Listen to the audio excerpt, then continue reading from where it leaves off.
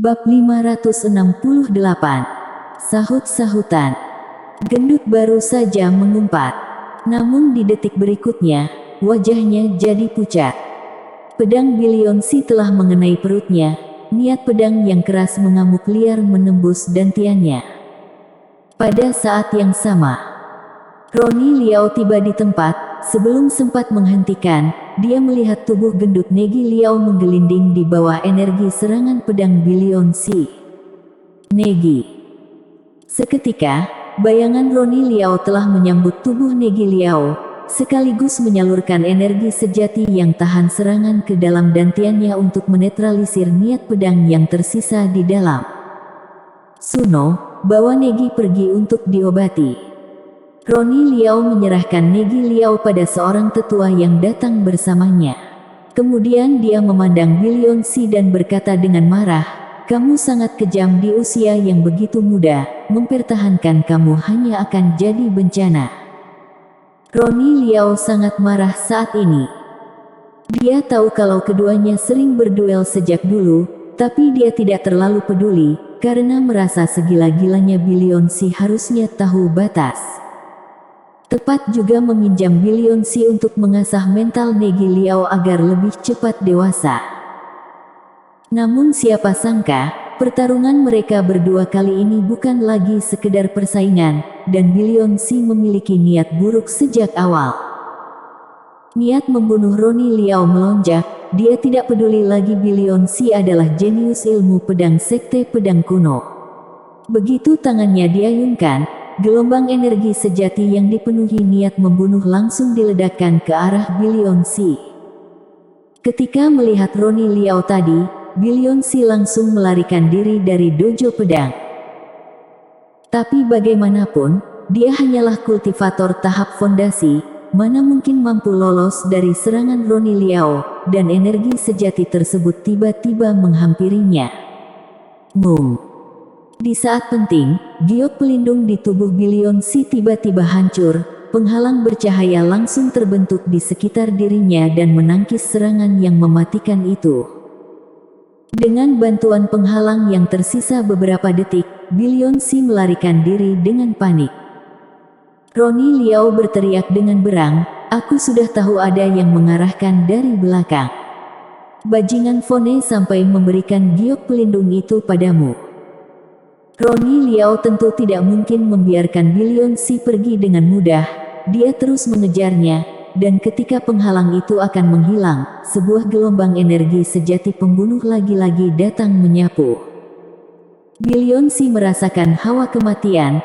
Dia tahu Roni Liao benar-benar serius kali ini, jadi dia segera berteriak, "Tolong!" Begitu selesai berteriak, hawa kematian tiba-tiba sirna. Dua bayangan muncul di samping Bilionsi dan menghilangkan energi sejati pembunuh Roni Liao. Kedua orang itu adalah Fone Zhuang dan Jerome Xie. Roni Liao seketika sangat marah begitu melihat kemunculan mereka. "Bajingan, kalian menyuruh Bilion menghancurkan dantian putraku. Apa tujuan kalian?" raungnya. "Jangan menyalahkan orang, Ketua Liao. Ini jelas pertarungan antara Bilion dan Negi, tidak ada hubungannya dengan kami." Jerome Xie membela diri tanpa emosi. Fone Zhuang mengangguk dan berkata, "Ketua Liao telah keliru menyalahkan orang lain, aku ini orang baik-baik." "Keliru? Coba kamu katakan, bagaimana dengan giok pelindung itu?" tanya Roni Liao pada Fone Zhuang dengan senyum mengejek. "Bilion adalah jenius ilmu pedang sekteku. Aku ingin mendidiknya, tentu saja tidak bisa melihat dia mati begitu saja, jadi aku beri dia giok pelindung itu." "Wajar, kan?" Fone Zhuang menjelaskan. "Omong kosong. Jangan pikir aku tidak tahu isi hati kalian," umpat Roni Liao. "Ketua Liao, jangan emosi. Apa yang sebenarnya terjadi, kita tanyakan saja dulu pada Bilion." Fone Zhuang berlagak dan berkata pada Bilionsi, "Bilion, kamu masih tidak segera menjelaskan duduk perkaranya?" "Iya." Bilionsi telah tenang dari kepanikan dan memberi penjelasan. Murid baru kembali dari pelatihan di luar, lalu mendengar warisan Kaisar Pedang telah diambil orang, dan salah satu calonnya kemungkinan adalah Negi. Tentu saja murid tidak terima. Hari ini murid datang ke dojo pedang dan melihat dia sedang pamer. Dia bilang niat pedangnya telah menembus tingkat master. Aku hanya bergumam tidak senang dan kebetulan terdengar olehnya. Dia yang mengusulkan pertarungan dan mengatakan ingin membalas penghinaan sebelumnya. Tentu saja aku tidak takut padanya dan bertarung dengan dia. Aku bukan sengaja ingin menghancurkan dantiannya, sedangkan dia sendiri tidak mau menyerah. Jadi aku meladeninya sampai dia puas, tapi secara tidak sengaja. Menggelikan. Roni Liao tiba-tiba menyela. Masalah barusan. Kalau bukan orang buta juga bisa melihat kalau kamu memang menargetkan dantian Negi, masih berani bilang tidak sengaja. Katanya geram. Ini adalah omong kosong yang terang-terangan. Ketua Liao, jangan marah dulu. Dengarkan aku, Billion dan Negi masih muda dan energik, sehingga mudah terbawa emosi. Ditambah lagi tangan dan kaki yang tak bermata. Terkadang terjadi hal yang tak terduga itu bisa dimaklumi, bujuk Jerome Sie. Maklum kepalamu. Roni Liao adalah orang yang berwatak lembut, tapi orang-orang di depannya ini jelas menyangkal, dia tidak tahan lagi hingga berkata kasar. Ekspresi Jerome Sie berubah, dia berkata, Ketua Liao, jangan lupa dengan identitasmu sendiri. Sebagai ketua sekte, kamu bicara kasar di depan murid-murid, itu tidak patut, kan? Hari ini aku memang ingin mengumpatmu, kenapa? Aku tidak peduli apakah Billion sengaja atau gegabah, dia telah melukai putraku sampai seperti itu, aku harus mengambil nyawanya hari ini. Niat membunuh muncul lagi dari diri Roni Liao. Ketua Liao, jangan keterlaluan.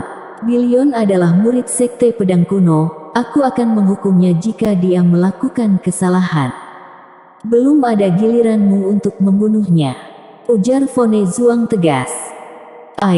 Meskipun masalah ini tidak ada hubungannya dengan sekte pedang mistik, tapi aku sungguh tidak setuju dengan sikap Ketua Liao. Kali ini aku memihak Ketua Zuang, bukan untuk hal lain, tapi demi keadilan, kata Jerome Sie balik menuduh. Keduanya yang sahut-sahutan terlihat jelas ingin melindungi Billion Si. Roni Liao baru saja akan mengumpat lagi, keadilan kepalamu, tapi saat ini tiba-tiba terdengar suara yang jelas dari samping dan berkata, Ketua sekte sekalian, bolehkah kalian kesampingkan dulu perselisihan ini dan memberi muka padaku, sang pewaris Kaisar Pedang. Orang yang berbicara adalah Louis Lu. Entah sejak kapan dia sudah ada di samping mereka. Ekspresinya tidak jelas karena memakai topeng, dan sulit untuk mengetahui apakah dia senang atau marah dari suaranya yang tenang. Bersambung.